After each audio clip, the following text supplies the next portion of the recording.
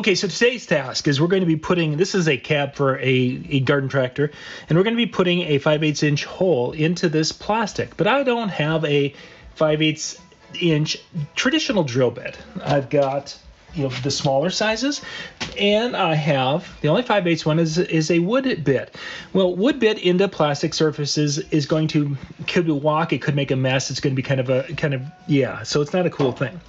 So what you need to do is, in this case, I put a 1/8 inch pilot hole here. I needed a 5/8 inch here, and I need a 1/4 inch over here, and I did the 1/4 inch, that you can't see, it's right off camera. And you just slide it, right there is 1/4 inch. But I went through and I did my pilot hole. I'm going to make a mess of this. Did the pilot hole first, and now we're going to do the actual.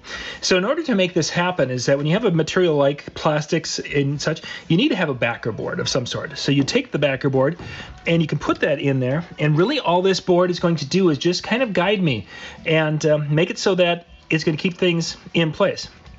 You could use a couple of clamps, and that would be advisable, but I'm just going to do it.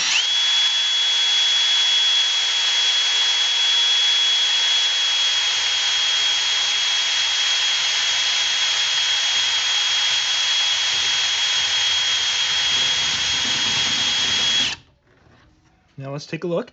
Okay, you can see that we're almost through, and I'm not putting virtually any pressure at all on this. I'm just going and letting the drill do its thing, and kind of working its way through there. So I'm going to try to get back into that. There's a little bit of a hole there. You can see that. That's what's kind of guiding me. So I'm going to try to line back up to that hole and get everything lined up again.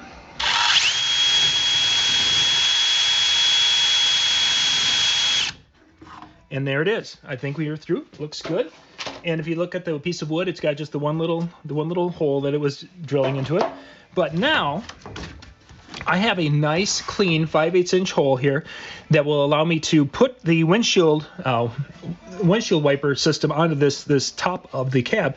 But I have a nice, clean hole, and it didn't walk or jump around, which can happen a lot when you're using a blade bit. So check it out.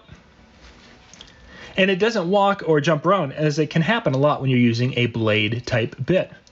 We'll put a link in the description below so you can check out a couple of tools here. We've got the Craftsman drills, which is one I absolutely love, and of course some blade drill bits that you could use for projects like this.